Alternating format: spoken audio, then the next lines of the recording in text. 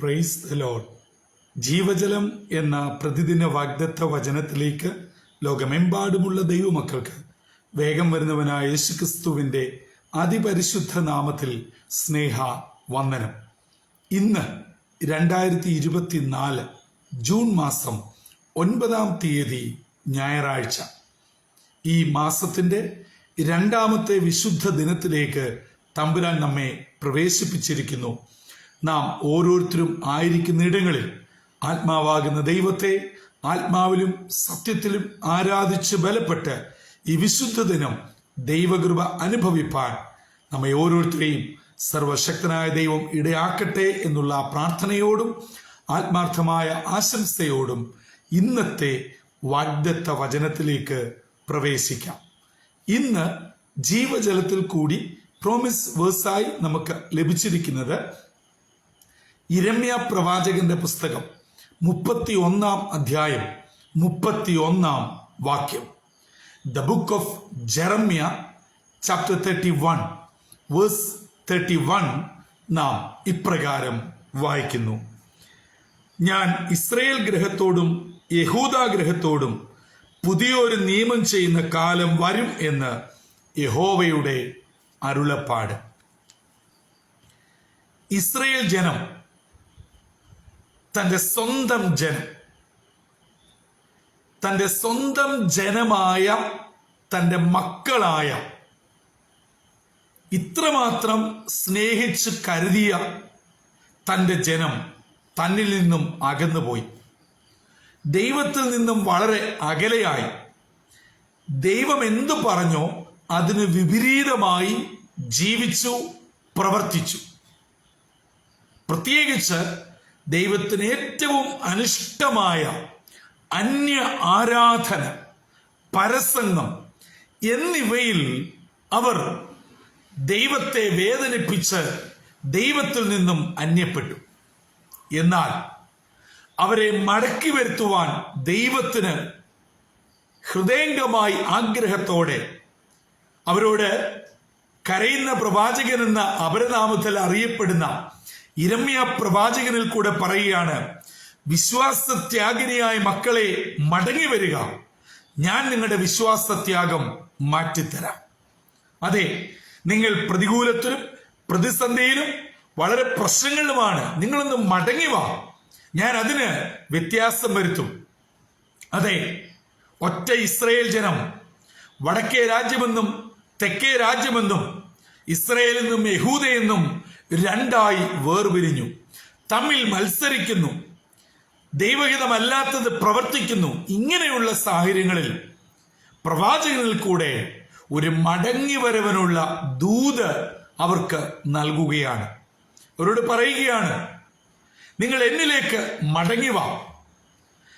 നിങ്ങളുടെ പിതാക്കന്മാർ പച്ച മുന്തിരിങ്ങ തിന്നു, അതുകൊണ്ട് മക്കളുടെ അധരം കഴിക്കുകയില്ല, പുളിക്കുകയില്ല, നിങ്ങൾ അതിൻ്റെ വേദന അനുഭവിക്കുകയില്ല.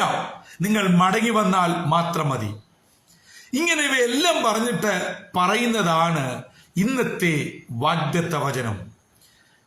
യഹൂദയോടും ഇസ്രയേലിനോടും സ്വർഗത്തിലെ ദൈവം പുതിയൊരു നിയമം ചെയ്യുന്ന കാലം വരും. അതിനെ നമുക്ക് ഇങ്ങനെ വചനപ്രകാരം വിവക്ഷിക്കാം: എൻ്റെ സ്വന്തം ജനം എന്നിൽ നിന്നും അകന്നു പോകുകയും രണ്ടായി പിരിയുകയും എത്രമാത്രം ദൈവം തന്നെ അവരെ പലവിധങ്ങളിൽ പീഡിപ്പിച്ച് മടക്കി ദൈവത്തെങ്കിലേക്ക് വരുത്തുവാൻ ശ്രമിച്ചിട്ടും അവർ വരാതെ പോയി. തന്മൂലം പിതാക്കന്മാരൊക്കെ വളരെ പ്രതികൂലത്തിൽ കൂടെ കടന്നുപോയി. എന്നാൽ നിങ്ങൾ മടങ്ങി വന്നാൽ നിങ്ങൾക്ക് വേണ്ടി ഒരു പുതിയ ഉടമ്പടി, പുതിയ നിയമം ഞാൻ ചെയ്യുവാൻ മതിയായവനാണ്. ഞാനത് ചെയ്യുവാൻ തയ്യാറാണ്. 2024 ജൂൺ മാസം 9-ാം തീയതി ഈ വിശുദ്ധ ദിനം അതിരാവിലെ ഇന്നത്തേക്കുള്ള വാഗ്ദത്ത വചന സന്ദേശം കേട്ടുകൊണ്ടിരിക്കുന്ന എൻ്റെ പ്രിയ സഹോദരങ്ങളെ, മാതാപിതാക്കളെ, എന്നോടും നിങ്ങളോടും ദൈവം നിയമം ചെയ്യുന്ന കാലം അതിക്രമിച്ചിരിക്കുന്നു. ജീവിതത്തിന്റെ കുറവുകളെയും പോരായ്മകളെയും ഈ വിശുദ്ധ ദിനം നമുക്ക് ദൈവസന്നിധിയിൽ ഏറ്റുപറയാം. നോട്ടത്തിൽ, ചിന്തയിൽ, വികാര വിചാരങ്ങളിൽ, കൊടുക്കൽ വാങ്ങലുകളിൽ, വ്യക്തിപരവും കുടുംബപരവും സാമൂഹ്യപരവും സഭാപരവുമായ ഇടപാടുകളിൽ വന്ന വീഴ്ചകൾ തമ്പുരാന്റെ സന്നിധിയിൽ ഏറ്റുപറഞ്ഞ് ഒരു മടങ്ങി വരവിന് തയ്യാറായാൽ നമുക്ക് വേണ്ടി പുതിയ നിയമം ചെയ്യുന്ന ഒരു ദൈവം ജീവിക്കുന്നു. എന്നെ കേൾക്കുന്ന സഹോദരങ്ങളെ, നിങ്ങളുടെ ജീവിതത്തിൽ ഇന്ന് കടന്നു പോകുന്ന വേദനകൾ മാറി, സങ്കടങ്ങൾ മാറി, വിഷമതകൾ മാറി, നിങ്ങളുടെ കണ്ണുനീരുകൾ മാറി ഒരു നന്മ തരുവാൻ ദൈവം തയ്യാറാണ്. ദൈവം വിശ്വസ്തനാണ്. ദൈവം മതിയായവനാണ്. ദൈവം സദാ സന്നദ്ധനാണ്. അത് സ്വീകരിപ്പാൻ ഇന്ന് ഞാനും നിങ്ങളും തയ്യാറാണോ എന്ന് സ്വയം ചോദിക്കുക. എവിടെയാണ് വീഴ്ച പറ്റിയത്? എന്തുകൊണ്ടാണ് ദൈവത്തിങ്കിലേക്ക് മടങ്ങി വരുവാൻ പറ്റാതെ വണ്ണം അകന്നു നിൽക്കുന്നത്? അത് തന്നെയാണ് പ്രവാചകനിൽ കൂടെ ദൈവം തന്റെ ജനത്തോട് ചോദിക്കുന്നത്. നിങ്ങൾ മടങ്ങി വരിക. നിങ്ങൾ മടങ്ങി വന്നാൽ ഞാൻ നിങ്ങൾക്ക് വേണ്ടി പുതിയ ഉടമ്പടി ചെയ്യുവാൻ തയ്യാറാണ്. എന്നെ കേൾക്കുന്ന ദൈവജനമേ, എവിടെയാണ് വീണു പോയത്? എവിടെയാണ് ദൈവത്തിൽ നിന്നും അകന്നു പോയത്? ഇന്ന് നാം സ്വയം ചോദിക്കുക. പ്രാർത്ഥനയിൽ വീഴ്ച പറ്റിയോ?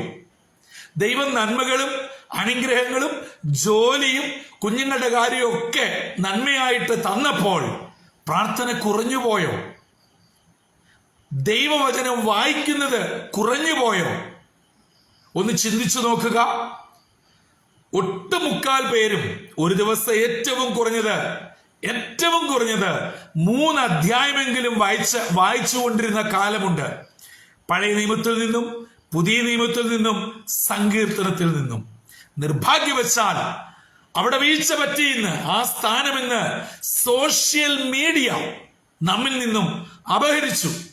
സോഷ്യൽ മീഡിയയോ മൊബൈലോ വേണ്ട എന്നല്ല ഞാൻ ഉദ്ദേശിച്ചത്.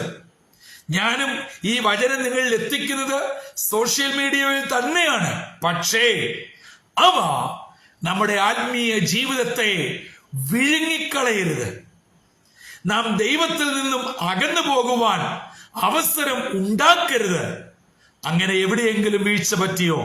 വചനം വായിക്കുന്നതിൽ, ആരാധിക്കുന്നതിൽ, വ്യക്തിപരമായ പ്രാർത്ഥനയിൽ, ദൈവസന്നിധിയിൽ ജാഗരിക്കുന്നതിൽ പാളിച്ച പറ്റിയെങ്കിൽ ഈ വിശുദ്ധദിനം രാവിലെ തുറന്ന് സമ്മതിക്കുക. ആരെയും പഴിചാരണ്ട. ഒരു വിധത്തിലും ആരെയും കുറ്റം ചുമത്തണ്ട. സ്വയം ഏറ്റെടുത്തുകൊണ്ട് ഈ പ്രഭാതത്തിൽ തമ്പുരാന്റെ അടുക്കലേക്ക് മടങ്ങി വന്നാൽ എനിക്കും നിങ്ങൾക്കും വേണ്ടി പുതിയ നിയമം ചെയ്യുന്ന ദൈവം ജീവിക്കുന്നു. നിങ്ങൾ കടന്നു പോകുന്ന പ്രശ്നം എന്താണ്? ഭാരം എന്താണ്? വേദന എന്താണ്? ഞാൻ അറിയുന്നില്ല. എന്നാൽ എന്നെയും നിങ്ങളെയും ഒരുപോലെ കൃത്യമായി അറിയാവുന്ന സ്വർഗത്തിലെ ദൈവം പറയുന്നു, മകനെ, മകളെ, സഹോദര, സഹോദരി, നീ എന്റെ അടുക്കലേക്കൊന്ന് മടങ്ങി വന്നാൽ ഞാൻ നിനക്ക് വേണ്ടി പുതിയ നിയമം ചെയ്യും. നിന്നെ വിടുവിക്കുന്ന, സൗഖ്യമാക്കുന്ന, അനുഗ്രഹിക്കുന്ന, ഉയർത്തുന്ന, നിന്റെ വിഷമതകളെ, ഭാരങ്ങളെ മാറ്റിത്തരുന്ന, ഒരു പുതിയ ദൈവകൃപയിലേക്ക് നടത്തുന്ന പുതിയ നിയമം ചെയ്യുവാൻ തമ്പുരാൻ തയ്യാറാണ്. അങ്ങനെയെങ്കിൽ ഇന്ന് വിവിധ ആലയങ്ങളിൽ ആരാധനയ്ക്ക് പോകാനായി ഒരുങ്ങി നിൽക്കുന്ന ദൈവജനമേ, നിങ്ങളുടെ ഇന്നത്തെ ആരാധന ദൈവം പ്രസാദിക്കട്ടെ, ദൈവം മാനിക്കട്ടെ. ഇന്ന് നിങ്ങൾ കണ്ണുനീരോടെ പ്രാർത്ഥിക്കുന്ന വിഷയത്തിന്മേൽ ദൈവം മറുപടി അയക്കട്ടെ. ചില നിയമ വിഷയത്തിൽ ഭാരപ്പെടുന്നവർ എന്നെ കേൾക്കുന്നുണ്ടാവാം. വിസ സംബന്ധമായ പ്രതികൂലത്തിൽ കൂടെ കടന്നു പോകുന്നവരുണ്ടാകാം. കുഞ്ഞുങ്ങളുടെ ജയപരാജയങ്ങൾ നിങ്ങളെ അലട്ടുന്നുണ്ടാവാം. ഒരുപക്ഷെ നിങ്ങളുടെ കുഞ്ഞുങ്ങളുടെ അഡ്മിഷൻ സംബന്ധിച്ച ചില വിഷയങ്ങൾ ഉണ്ടാവാം. എന്തുമായിക്കൊള്ളട്ടെ, ഇന്ന് നിങ്ങളെ വിടുവിക്കുവാൻ കഴിവുള്ള തമ്പുരാന്റെ കരങ്ങളിലേക്ക് പ്രാർത്ഥനയോടെ സമർപ്പിക്കുക. എനിക്ക് നിങ്ങൾക്കും വേണ്ടി പുതിയ നിയമം ചെയ്യുന്ന സ്വർഗത്തിലെ ദൈവം നമ്മെ ഓരോരുത്തരെയും അനുഗ്രഹിച്ച് മാനിക്കട്ടെ. ഇന്ന് ഏതെങ്കിലും പ്രത്യേക വിഷയത്തോടു കൂടി ഹൃദയഭാരത്തിലായിരിക്കുന്ന ദൈവമക്കളെ, നിങ്ങൾ മുന്നും പിന്നും ഇടവും വലവും നോക്കണ്ട, കണ്ണുനീരോടെ പ്രാർത്ഥിക്കുക. നിശ്ചയമായും തമ്പുരാൻ നിങ്ങളുടെ കണ്ണുനീരിൽ മനം അലിയും, വിഷയത്തിന്മേൽ പ്രവർത്തിക്കും. ഈ ദിവസങ്ങളിൽ നിങ്ങളുടെ ജീവിതത്തിൽ, നിങ്ങളുടെ ഭവനത്തിൽ, നിങ്ങളുടെ കുഞ്ഞുങ്ങൾ നിങ്ങളെ വിട്ട് മൈലുകൾക്കപ്പുറമായിരിക്കാം, കടലുകൾക്കപ്പുറമായിരിക്കാം. അതിവേഗം സഞ്ചരിക്കുന്ന ദൈവത്തിന്റെ വചനം ഒരു വിടുതലായി, അനുഗ്രഹമായി എല്ലാ മേഖലകളിലും എത്തപ്പെട്ട് ഒരു സന്തോഷ വാർത്ത കേൾപ്പിക്കുവാൻ കർത്താവ് ഇടയാക്കട്ടെ. അങ്ങനെ നമുക്കൊന്നിച്ച് ദൈവത്തെ സ്തുതിപ്പാനും ദൈവകൃപ അനുഭവിപ്പാനും സർവശക്തനായ ദൈവം ഇടയാക്കട്ടെ. ഈ ദിനം വിടുതലിന്റെയും അനുഗ്രഹത്തിന്റെയും നന്മയുടെയും ദിനമായി ആയിരിക്കുന്ന ഇടങ്ങളിൽ ഏവരും സന്തോഷത്തോടെ കർത്താവിനെ ഇന്ന് സേവിപ്പാനും ആരാധിപ്പാനും ദൈവമഹത്വം അനുഭവിച്ച് കർത്തൃമേശ പങ്കിട്ട് ദൈവകൃപയോടെ മുന്നേറുവാൻ സർവശക്തനായ ദൈവം ഇടയാക്കട്ടെ. അതിന് നമ്മെ തന്നെ ഇന്നത്തെ വചനം പോലെ താഴ്ത്തി ഏൽപ്പിക്കാം, തലകളെ വണക്കാം, പ്രാർത്ഥിക്കാം. കരുണാസമ്പന്നനായ ദൈവമേ, സ്വർഗീയ പിതാവേ, ഈ മാസത്തിന്റെ 2ാമത്തെ വിശുദ്ധ ദിനത്തിലേക്ക് അവിടുന്ന് ഞങ്ങളെ പ്രവേശിപ്പിച്ചതിനായി സ്തോത്രം. അങ്ങേ ആരാധിച്ച് ബലപ്പെട്ട ദൈവകൃപ അനുഭവിപ്പാൻ, വിശ്വാസ ജീവിതത്തിൽ ഉറയ്ക്കുവാൻ ഞങ്ങളെ അവിടുന്ന് ഒരുക്കണമേ. ഇനി ഞങ്ങളെ കേൾപ്പിച്ച ദൈവവചനത്തിനായി സ്തോത്രം. ഞങ്ങൾ മടങ്ങി വന്നാൽ ഞങ്ങളോട് പുതിയ ഉടമ്പടി ചെയ്യുന്ന, നിയമം ചെയ്യുന്ന ഒരു ദൈവം ജീവിക്കുന്നുവെന്ന് യിരെമ്യാ പ്രവാചകനിൽ കൂടി ഇസ്രായേൽ ജനത്തോട്, യഹൂദ ജനത്തോട് അരുളി ചെയ്തത് ഞങ്ങളെയും കേൾപ്പിച്ചതിനായി സ്തോത്രം. ഇതാ ഞങ്ങളുടെ ഭാരങ്ങളും വേദനകളും സങ്കടങ്ങളും വിഷമങ്ങളുമായി അപ്പന്റെ അടുക്കിലേക്ക് അടുത്തു വരുന്നു. അവിടുന്ന് മനസ്സലിയണം, കരുണ തോന്നണം. ഇന്നത്തെ ദിനം വിടുതലിന്റെയും അനുഗ്രഹത്തിന്റെയും നന്മയുടെയും ദിനമായി ആയിരിക്കുന്ന ഇടങ്ങളിൽ അനുഗ്രഹത്തോടെ കാത്തു പരിപാലിക്കണമെന്ന് യേശുവിൻ നിസ്തുല്യ നാമത്തിൽ അപേക്ഷിക്കുന്നു. കൃപയോടെ കേട്ട് ഉത്തരമരുളുമാറാകണമേ. ആമീൻ, ആമീൻ, ആമീൻ.